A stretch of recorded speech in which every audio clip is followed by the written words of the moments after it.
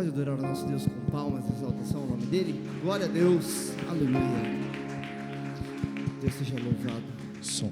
Glória a Deus. Agora sem fio. Boa noite, irmãos. Paz seja convosco, amém? Permaneça de pé durante um instantinho. Seja bem-vindo mais uma vez na nossa casa de oração. Nós vamos fazer a leitura do texto de hoje. Antes de iniciarmos a palavra, amém? Nós estamos na série Minha Fé em Prática. Quem estava aqui no domingo? Só dá um sinal para eu saber. Alguns estavam. Nós temos por prática, na quinta-feira, repetir a palavra do domingo com algumas aplicações extras, com uma observação além do que foi na quinta-feira. O texto é muito rico, o texto é muito grande, então nós temos por prática fazer a repetição dele na quinta-feira. Então, não deixe de vir nem no domingo e nem na quinta. Primeiro, porque a palavra do Senhor e as misericórdias se renovam todos os dias, amém? Segundo, porque sempre é bom guardar aquilo que o Senhor tem para nós. Sem mais demoras, nós estamos hoje no tema Vencendo os Conflitos. Se os irmãos quiserem abrir, mas nós vamos abrir aqui no telão também, o texto base de hoje é Tiago, capítulo 4, nós vamos ler do verso 1 ao 12. Tiago 4, do 1 ao 12. Já vou pedir uma gentileza para o pessoal do diaconato, para eu não entrar em conflito com a minha garganta, me arruma um copinho d'água, por favor. Enquanto os irmãos vão abrindo, para não entrar em conflito, eu vim vestido de Lucas hoje, e vim de Adidas para não entrar em conflito com o pastor, amém? Encontraram, irmãos? Não? Não dá para você não encontrar, irmão, já está no telão, só falar amém. Obrigado. Vamos ler? Tiago, capítulo 4, do verso 1 ao 12, diz assim: De onde vêm as discussões e brigas em seu meio? Acaso não procedem dos prazeres que guerreiam dentro de vocês? Querem o que não têm, e até matam para consegui-lo. Invejam o que outros possuem, lutam e fazem guerra para tomar deles, e no entanto, não têm o que desejam, porque não pedem. E quando pedem, não recebem, pois, repita isso comigo, seus motivos são errados. Até aí. Pedem apenas o que lhes dará prazer. Adúlteros, não percebem que a amizade com o mundo os torna inimigos de Deus? Repito, se desejam ser amigos do mundo, tornam-se inimigos de Deus. O que vocês acham que as Escrituras querem dizer quando afirmam que o Espírito colocado por Deus em nós tem ciúmes? Contudo, Ele generosamente nos concede graça. Como dizem as Escrituras, Deus se opõe aos orgulhosos, mas concede graça aos humildes. Portanto, submetam-se a Deus, resistam ao diabo e ele fugirá de vocês. Aproximem-se de Deus e ele se aproximará de vocês. Lavem as mãos, pecadores, purifiquem o coração, vocês que têm a mente dividida, que haja lágrimas, lamentação e profundo pesar, que haja choro em vez de riso, e tristeza ao invés de alegria. Verso 10, humilhem-se diante do Senhor, e Ele os exaltará. Irmãos, não falem mal uns dos outros, se criticam e julgam uns aos outros, criticam e julgam a lei. Cabe-lhes, porém, praticar a lei e não julgá-la. Somente aquele que deu a lei é juiz, e somente ele tem poder de salvar ou destruir. Portanto, que direito vocês têm de julgar o próximo? Prestem atenção, vocês dizem, hoje ou amanhã iremos a determinada cidade e ficaremos lá 1 ano, negociaremos ali e teremos lucro. Como sabem o que será da sua vida amanhã? A vida é como a névoa ao amanhecer, aparece por um pouco e logo se dissipa. Amém?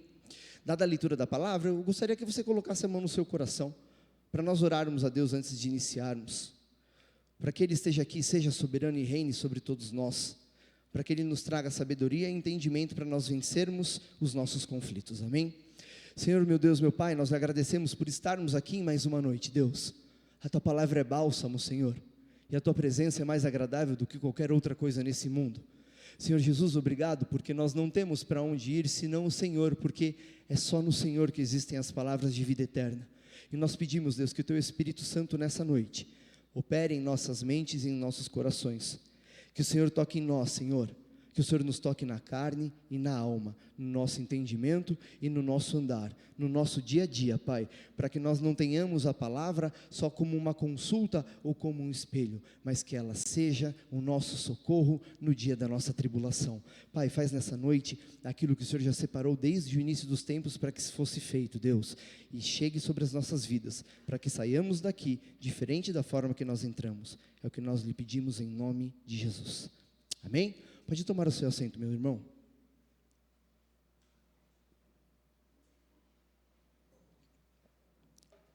Se você tem vindo regularmente acompanhando a nossa série, você deve já ter visto que o texto de Tiago, ele é bem chocante, né? E aí o capítulo 3, o capítulo passado, falou sobre a língua, falou sobre se refrear nos impulsos, sobre como se controlar.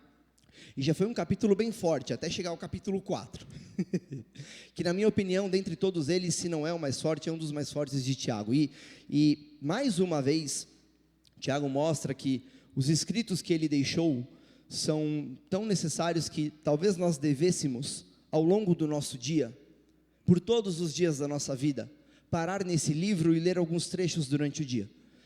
Porque o que traz no livro de Tiago é tão atual, mas tão atual, que talvez se fosse escrito nos dias de hoje,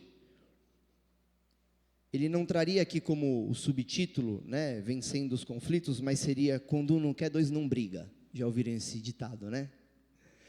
Porque Tiago traz uma reflexão muito, muito curiosa quando ele fala sobre conflitos, porque ele observa os conflitos não querendo trazer um juízo de valor sobre o conflito. Quando eu digo um juízo de valor, Tiago não se propõe, quando fala de conflitos, a querer dizer o seguinte: olha, se você tem determinado conflito, isso aqui vale a pena lutar, vai lá e briga mesmo.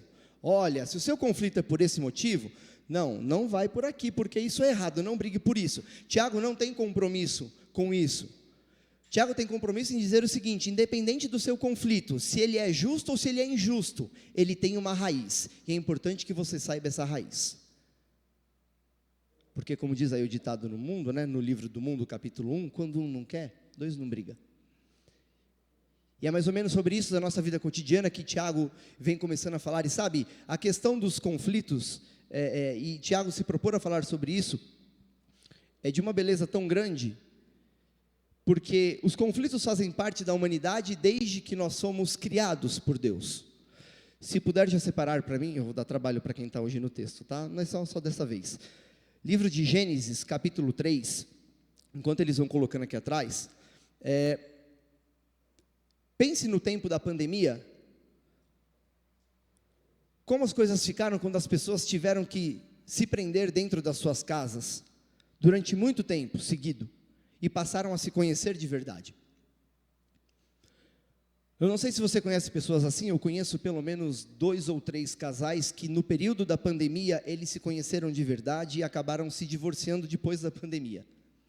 Porque apesar de serem casados, não se conheciam, mas foram obrigados a conviver todos os dias juntos.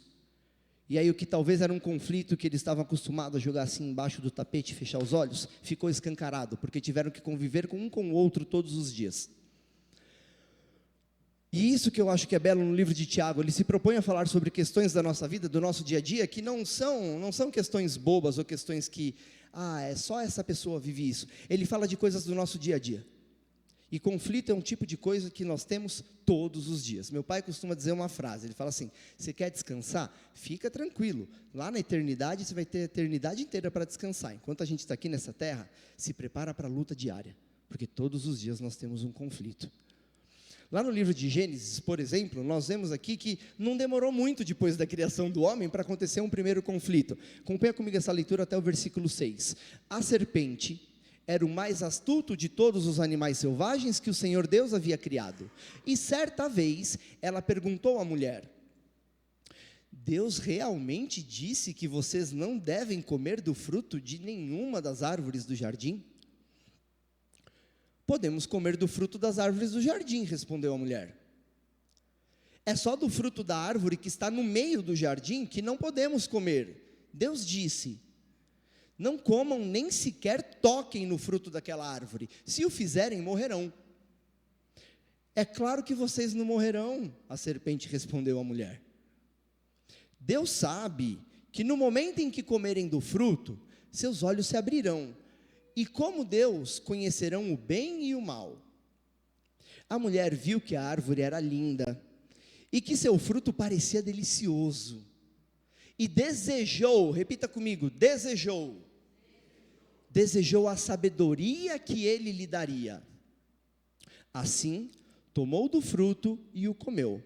Depois, deu ao marido, que estava com ela, e ele também comeu.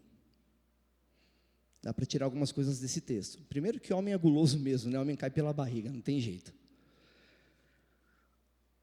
O ponto do conflito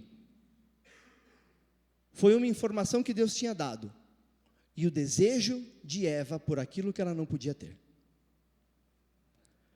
E Tiago vem destrinchando isso nesse texto que nós lemos de uma maneira genial, porque na verdade o que eu quero te convidar nessa noite é para nós vermos a anatomia de um conflito. Como ele é formado, o que ele causa e como sair dele. Pode ser isso essa noite? Amém? Acorda, irmão, aleluia. Mal começou, vamos lá. A ideia de Tiago, primeiro, ele começa o texto identificando os motivos do conflito, e aí ele é muito chocante quando ele começa lá no versículo 1, falando, pode pôr para nós, de onde vêm as discussões e brigas em seu meio? Acaso não procedem dos prazeres que guerreiam dentro de você? Então, repara o quão interessante é isso que Tiago começa a nos falar. O motivo dos nossos conflitos não é porque um é justo, o outro é injusto. Não é porque eu tenho que defender um ou porque eu tenho que defender outro. Tiago é cirúrgico. O motivo de qualquer conflito, esteja você com a razão ou não, é o orgulho que nós carregamos dentro de nós. Sabe, irmão, se nós fôssemos lutar por tudo aquilo que é justo e nós sofremos injustiça, a nossa vida seria um dia a dia de guerras infindáveis. Nós não teríamos paz. Porque, sabe, em muitas coisas nos nossos dias nós somos injustiçados. Ou não, nós vivemos num mundo lindo de justiça. Sim? Se a gente entrar lá no guarda-roupa de Nárnia, beleza. Se não, esse mundo é feito de lutas. Quantas vezes você não estava perto de uma coisa e por uma injustiça você não conseguiu conquistar? Quantas vezes não era para você estar naquele lugar, Deus, era para eu estar aqui. E tem alguém que não merecia, mas ele chegou ali e não eu. E aí a pergunta que eu te faço é, como você lida com esses conflitos que afligem a sua e a minha vida? Sabe, se isso se torna um conflito, Tiago, é claro, isso se torna porque isso feriu o orgulho dos nossos corações. Nós temos uma série de exemplos do que acontece quando uma pessoa tem o seu orgulho ferido. Geralmente, quando alguém tem o orgulho ferido, aquilo desperta nela o desejo de mostrar para as pessoas que ela é alguma coisa, que ela pode ter alguma coisa, ou que ela pode ser alguma coisa. Pensa numa pessoa, você deve conhecer alguém que teve o seu orgulho ferido por algum motivo. Talvez até você e eu também. Na nossa vida diária, no nosso dia a dia, na vida real lá fora, nós criamos uma série de expectativas e algumas delas são quebradas. E algumas delas atingem diretamente o nosso orgulho. Talvez o desejo de querer ter sido um bom profissional e ter falhado em algum momento. Talvez o desejo de querer ter sido um bom pai, uma boa mãe, mas ter falhado em algum momento. Talvez o desejo de querer ter sido o melhor dos filhos, ou um filho que não deu problema, mas falhou em algum momento. E sabe, esses problemas trazem uma série de conflitos, porque eles ferem o orgulho dentro do nosso coração. E uma pessoa com orgulho ferido, irmãos, cuidado. Sai da frente dela. Quem tem orgulho ferido é capaz de tudo, para conseguir aquilo que ela quer. O próprio texto de Tiago fala isso, se nós continuarmos lendo. Projeta para nós o 2, por favor. Querem o que não têm, e até matam para consegui-lo. Invejam o que os outros possuem, lutam e fazem guerra para tomar deles. E sabe, não são poucos os nossos conflitos do dia a dia, né? Quem é casado aqui? Só dá um sinal para mim. Nossa vida é um mar de rosas, como um filme que passa na sessão da tarde? Em alguns momentos. Tomara a Deus que na maioria deles. Mas há uma série de conflitos dentro do casamento. Conflitos por dinheiro. Aliás, é o maior dos motivos da separação de casais, se você procurar hoje aí na internet. É o problema com dinheiro. O que era para ser uma bênção entre duas pessoas se torna um problema. Dentro do casamento pode ser conflitos por coisas grandes, por uma traição, por uma falha, como por coisas pequenas também. Será que a minha mulher está vendo hoje o culto? Eu acho que está. Tá? Por coisas pequenas. Talvez a gente cansa de falar isso, a gente vê isso num monte de pregações para casais, né? Uma tampa de privada que fica aberta, uma tampinha de pasta de dente que ficou aberta. Tudo bem que a pasta de dente está R$20, né, irmãos? Dá para entender porque que vai brigar, se estraga. Mas tem coisas tão pequenas que geram conflitos porque isso fere de alguma forma um orgulho no coração da gente. Nós precisamos estar atentos para que os conflitos não sejam um elemento onde tragam outros problemas. Sabe, irmãos, uma vez que o conflito está na nossa vida todos os dias, a gente não pode tornar disso um problema. Nós precisamos estar atentos para que os conflitos, na verdade, sejam oportunidades para que nós possamos crescer. Crescer como pessoa e crescer como cristão. Amém? Meu Deus, amém? Aleluia, ainda bem. Ainda que nós não queiramos, os conflitos estão todos os dias na nossa vida. Se você tem carta, por exemplo, é um conflito ficar parado no trânsito. Tem gente que sofre de uma paciência inexplicável. O farol não abriu, o cara já está enfiando a mão na buzina, parece um...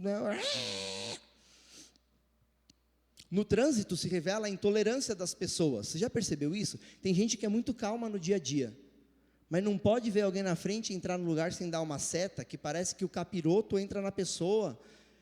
Parece que a pessoa fez o pior crime do mundo, e a gente se torna um intolerante.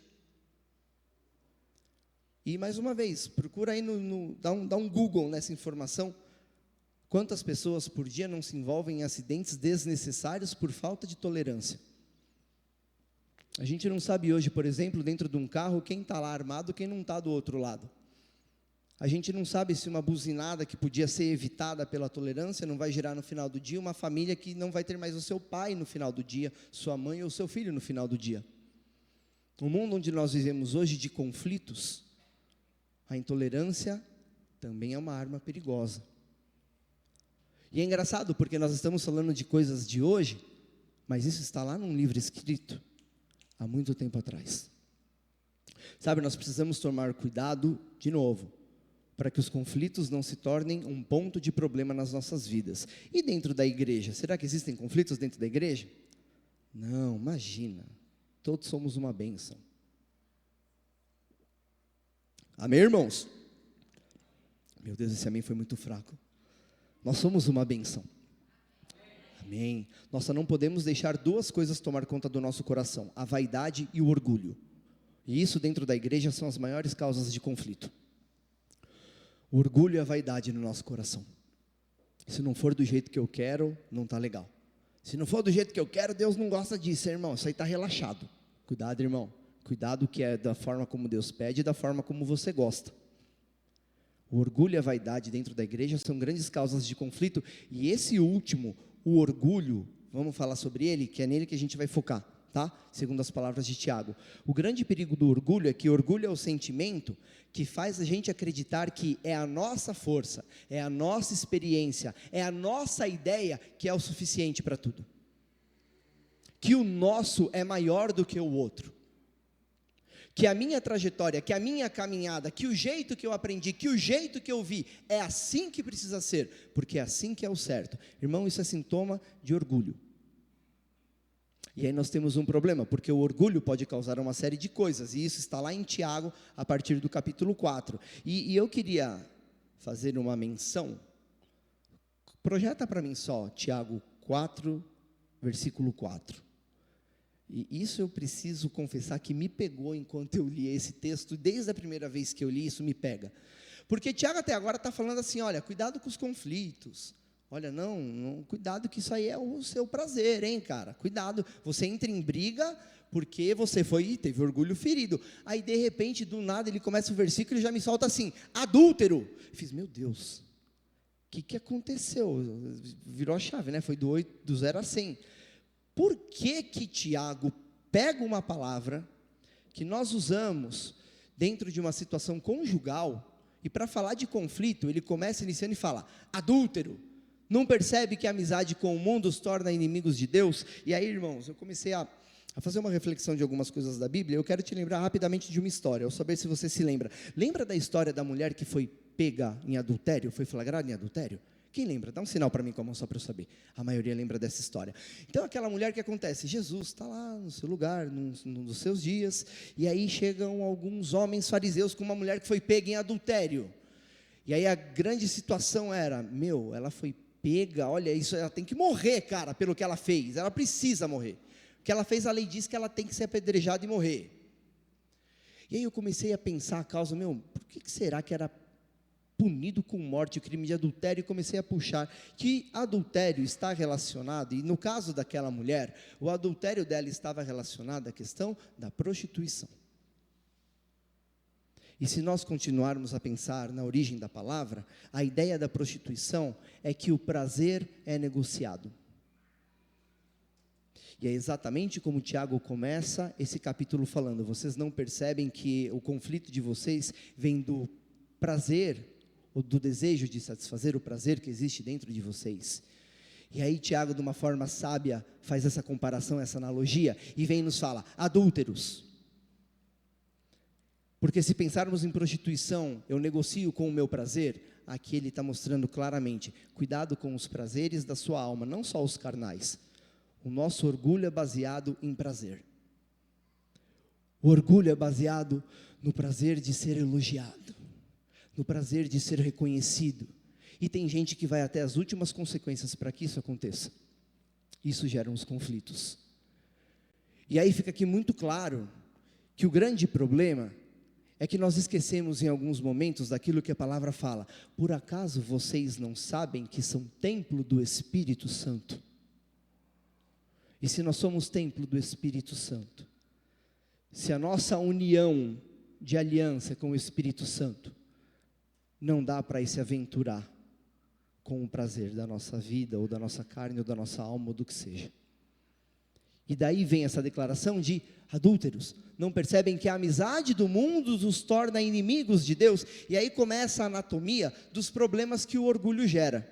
E o primeiro deles, se você se torna inimigo de Deus, pensa, para tornar mais fácil a comparação, mais didática, se pense você em inimigo de um ser humano, de uma pessoa, ok? Qual que é o primeiro passo de uma pessoa que se torna inimigo de outra? É sair de braço dado, conversando, para ir comer uma cebola no Outback? Se o Outback estiver vendo, Deus os abençoe e abençoe a nossa igreja, amém? Não, não é. O primeiro passo é parar de falar com aquela pessoa. Se você se torna inimigo de Deus, ou se alguém se torna inimigo de Deus, cuidado, o primeiro passo é começar a falhar na vida de oração. É o primeiro dos passos. E sabe, irmãos, não existe segredo aqui. A vida de oração é essencial para evitar a distância entre nós e Deus. Uma vida onde nós não falamos com Deus, é uma vida que está fadada a nos levar ao caminho de ser amigos do mundo. Sabe por quê? Porque o mundo, irmãos, o mundo tem solução para todas as coisas. Fique ciente disso. Não sei quanto tempo você tem de conversão, mas fique ciente para você não cair nessa armadilha, tá? O mundo sempre vai ter solução para todas as coisas. O problema é o preço que é cobrado sobre essas soluções que o mundo traz. Mas ele te traz solução para tudo. Para tudo. Se alguém fez mal para você, fica de boa. Devolve o mal com o mal, já era. Se alguém te roubou, fica tranquilo. Vai lá e faz justiça com a sua mão. A justiça desse mundo é falha. Bota para arrebentar. Sabe, irmãos, o mundo sempre vai ter solução para todas as coisas. Você teve uma vida onde você foi amargurado, humilhado, arrebentado, dá a volta por cima, vai lá, humilha todo mundo que te humilhou um dia. É isso aí, é assim que você mostra que você venceu. Irmãos, o mundo sempre vai ter solução para todas as coisas. Não se esqueça disso. O problema é o preço que ele te cobra depois. Cuidado, por isso que diz que a amizade com o mundo é automaticamente, aqui não tem um condicional. Reparem nas palavras de Tiago, não percebem que a amizade com o mundo os torna inimigos de Deus? Não tem meio termo aqui, não é meia amizade, não é meio afastado, é assim, ó, ou você é amigo de um, ou você é amigo de outro. Aqui não tem negociação. E para ficar claro, ele ainda fala, ó, repito, repito. Se desejam ser amigos do mundo, tornam-se inimigos de Deus. Até que os irmãos me entendem? Amém? Ser inimigo de Deus, gente, não deve ser algo muito bom, sabe? Porque uma vez que a gente se torna amigo do mundo e começa a buscar soluções humanas, isso é um caminho para nos levar cada vez mais para as trevas, cada vez mais para o buraco. Um abismo literalmente vai atraindo o outro. Uma solução mundana, literalmente vai puxando outras. E talvez uma coisa, um jeitinho que a gente deu aqui para resolver as coisas, que era pequenininho, nos envolve no emaranhado de coisas que já não dá mais para resolver. E aí isso vai seguindo em uma série de questões. A falta de oração e a amizade com o mundo, em algum momento vai resultar em ídolos para as nossas vidas. Sabe, irmãos, não se engane com outra coisa. O ser humano sempre vai ter um vazio dentro dele, que é exato, parece um clichê isso, né? Mas não é um clichê, isso é a verdade. O vazio do ser humano tem sempre o tamanho exato de Deus. Sempre. E quando Deus não preenche, nós preenchemos com outras coisas, com outros prazeres, com outras formas de resolver as coisas, com outras formas de alegria, com outras formas de tudo. E aí, para voltar disso, só existe um antídoto, a graça de Deus. Já ouviram a definição do que é graça?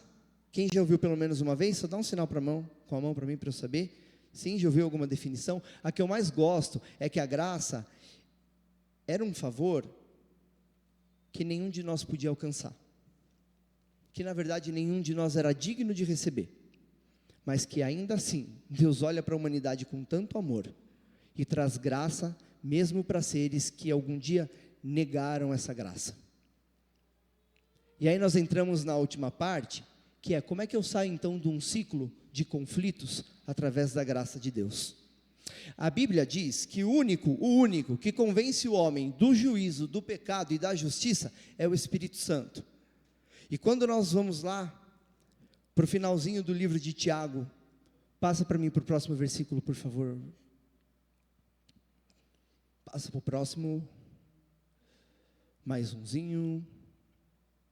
Portanto, submetam-se a Deus, resistam ao diabo e ele fugirá de vocês. Deixa nesse versículo. A saída desse ciclo preso nos conflitos, de novo, parece inodê, ela acontece em 4 passos. O primeiro dele, submissão a Deus. E aí, irmãos, não tem de onde a gente escapar. Presta atenção, em algum momento a gente vai entrar em conflito com a nossa carne. Em algum momento a gente vai entrar em conflito com as coisas que a gente aprendeu aí no mundo. Em algum momento a gente vai entrar em conflito com os nossos desejos. Porque aqui é claro, o primeiro passo é um passo de submissão. E sabe, quando a gente se submete, algumas vezes não é com prazer que a gente se submete. Ou você acha que um soldado, não vou nem olhar para o Kevin agora, ou você acha que um soldado, quando é largado lá para fazer uma função dentro do exército, que vai levar ele a sofrer, a passar fome, a passar frio, você acha que ele faz com prazer? Eu acredito que não, mas com certeza ele faz como um ato de submissão. Todo passo começa com um homem se submetendo a Deus. Todo passo. E sabe, quer ter um termômetro? Se você tem paz no coração, aliás, de que Cristo está no controle, o termômetro é você perceber se você tem paz no coração na hora que for se submeter a Deus. Sabe, irmão, se alguma coisa quando você vai se submeter à vontade de Deus, ainda te aperta um pouquinho o coração, ainda te aperta um pouquinho o pensamento, liga o sinal de alerta naquela atitude. Aquilo provavelmente ainda não está submetido completamente a Deus. O primeiro passo, submetam-se a Deus. E aí, irmãos, luz e trevas não habitam junto. Se você está do lado de Deus, e o diabo vem lá, tentar na sua orelha, e você está perto de Deus, não dá para o mal ficar ali. Vai para o passo 2, resiste ao diabo, ele vai fugir de vocês. Já deu para reparar algumas coisas, né? Não dá para a gente sozinho resistir completamente ao mal. Irmão, esquece a história que você é super-homem, viu? Já faz tantos anos que eu não peco nesse pecado, eu vou ali dar uma tentadinha na carne para ver o que acontece. Sabe o que vai acontecer, irmão? Tu vai afundar. Tu vai afundar num charco de pecado, é isso que vai acontecer. A gente não é super-homem, irmão. O primeiro passo é se submeter completamente a Deus. E sabe, irmãos, cada um de nós aqui nessa noite tem uma criação, tem uma vida, tem uma forma de ver o mundo. Os problemas e as tentações para cada um de nós é diferente um do outro. Nós precisamos estar a isso também. Não é vergonha para ninguém os seus próprios pecados, desejos e tentações. O vergonhoso é não se submeter a Deus e se entregar a Ele sem lutar.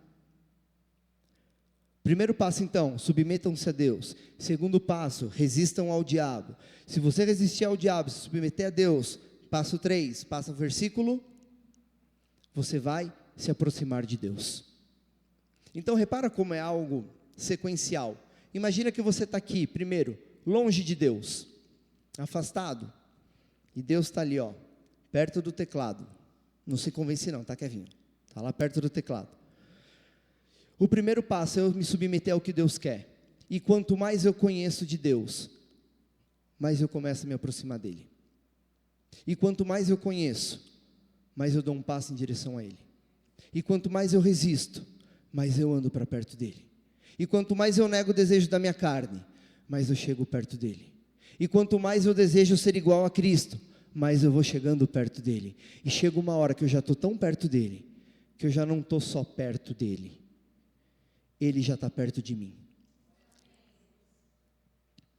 É assim o dia a dia com Deus.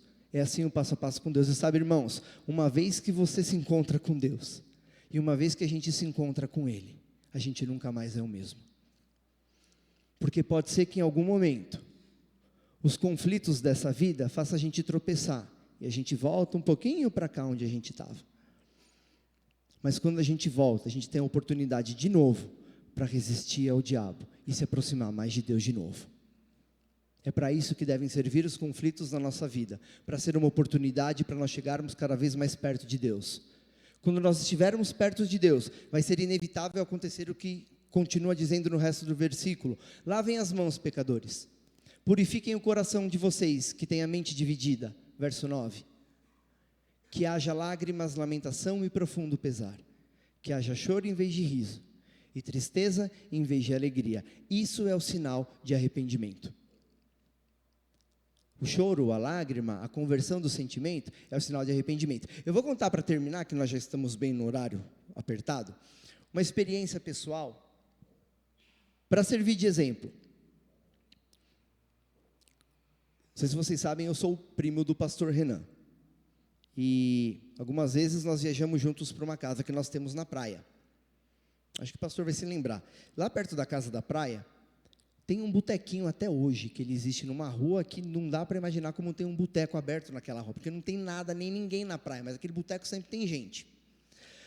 E quando nós compramos aquela casa na praia, a nossa família não era convertida, eu tinha mais ou menos 6 anos, e sabe, eu me lembro que dos 6 aos 12, meu pai sempre foi um pai muito presente na questão de cuidar, de acompanhar, de brincar, e eu lembro que nós íamos nesse botequinho, porque lá tinha umas mesinhas de pebolim e sinuca. Sabe, irmãos, a gente não ia, a gente chegou aí, né? Junto, né? A gente não ia para beber, não ia para fumar, não ia para nada, ia para jogar, para brincar. E aí eu me lembro que sistematicamente, dos 6 aos 12 anos, que foi o período onde a nossa família se converteu, quando nós íamos para a praia, nós íamos lá para brincar, era uma brincadeira inocente. Mas sabe, irmãos, o que aconteceu um dia? Ali era uma experiência boa, porque eu tinha boas lembranças com o meu pai ali. E de fato, as pessoas lá, tinha gente que bebia, tinha gente que caía, mas enfim, eles estavam fazendo a vida deles, e a gente é nossa de brincar. Mas teve um dia, que a gente foi junto para lá, já depois de ter se convertido, que a visita não foi igual, porque o ambiente incomodou, porque a gente foi de novo para o nosso jogo simples de sinuca, que era uma coisa inocente entre pai e filho, e nos incomodou a um ponto que a gente não conseguiu terminar direito o jogo que a gente foi fazer. E aí eu lembro que na hora que a gente foi embora, homem é meio turrão, né? Homem não fala muito dos sentimentos, mas a gente fala muito com o olhar. Eu lembro que a gente meio que olhou um assim para o outro, e o olhar queria dizer, ali já não é mais para a gente, né? E sabe, essa experiência fez perceber o que diz esse versículo. Olha, que aquilo que não era bom na sua vida e um dia te fazia rir, você vai perceber que quando os conflitos dentro de você começarem a se resolver, aquilo que era mal vai se revelar a você. Em vez de te trazer alegria, aquilo vai te trazer choro. Esse é o sinal do arrependimento. Sabe, não estou trazendo juízo de valor sobre as pessoas que estavam ali, o que elas estavam fazendo, mas que de fato o que Tiago diz é o termômetro para nós entendermos se Deus está agindo nos conflitos internos que nós temos. Quando aquilo que nos fazia mal para de fazer a gente rir e começa a trazer tristeza, é sinal que o nosso coração está seguindo ao arrependimento. Sabe, quando o nosso coração se arrepende e deixa de ser conflituoso, o último sinal da saída do conflito é que a nossa vida passa a refletir amor. Repara que o finalzinho do texto de Tiago, ele fala, irmãos, para de falar mal um do outro. Porque havia, para aqueles que estavam recebendo a carta, o hábito de, mesmo sendo irmãos, falarem mal um do outro. E aqui Tiago é claro, olha, som do seu coração, talvez é o orgulho do teu coração que está fazendo você falar mal do outro. Nós precisamos, irmãos, entender que a Bíblia é a ferramenta que Deus usa para todos os dias corrigir aquilo que ainda não está de acordo com a vontade de Deus. E nós precisamos estar alerta para a questão de vencer os conflitos. Quero que você fique em pé aí nesse momento, para nós terminarmos.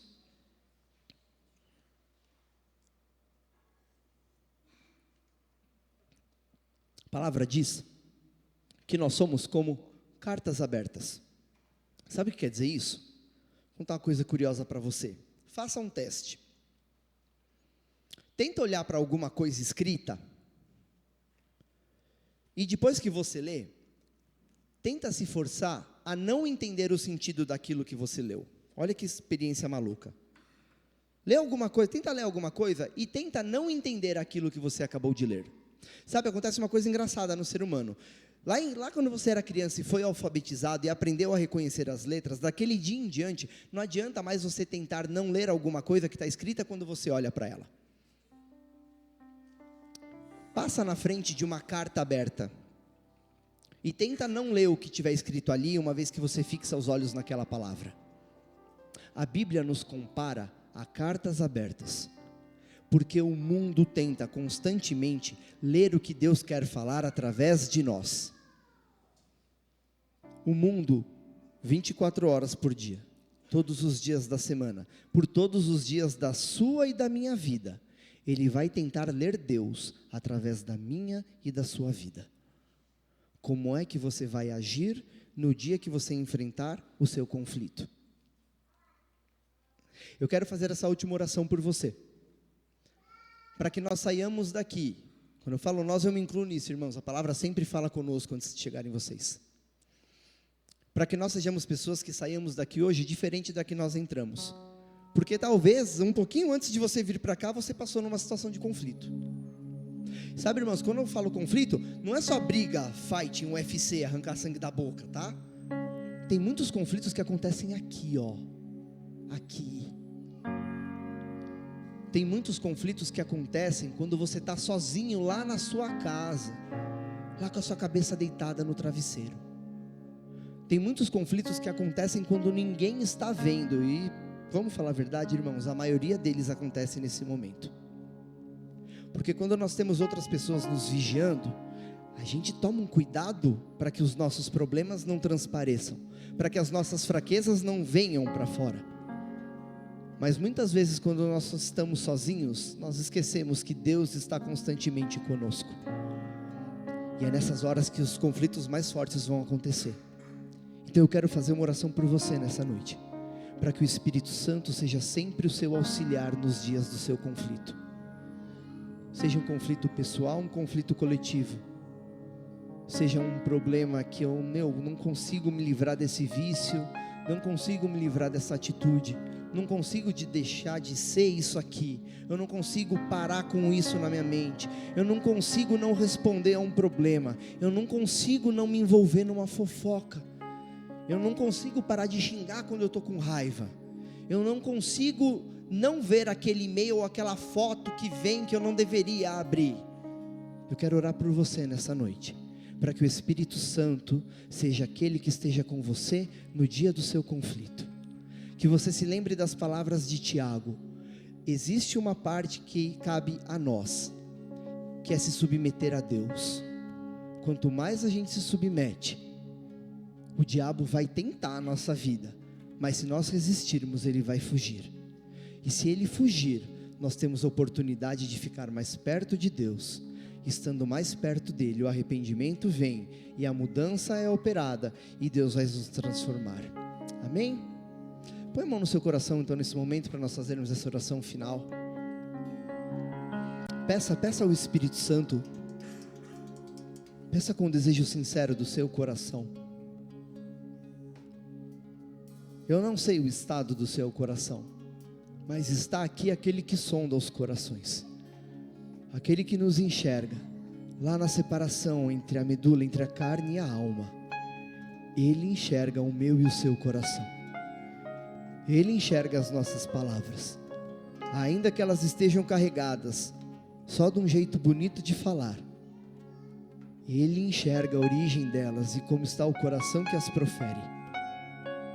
Convide Ele para que Ele sonde essa noite o seu coração, para que Ele te ajude nos conflitos diários ou nos excepcionais, para que Ele te ajude no dia da batalha e para que você saia vitorioso resistindo ao diabo desse dia.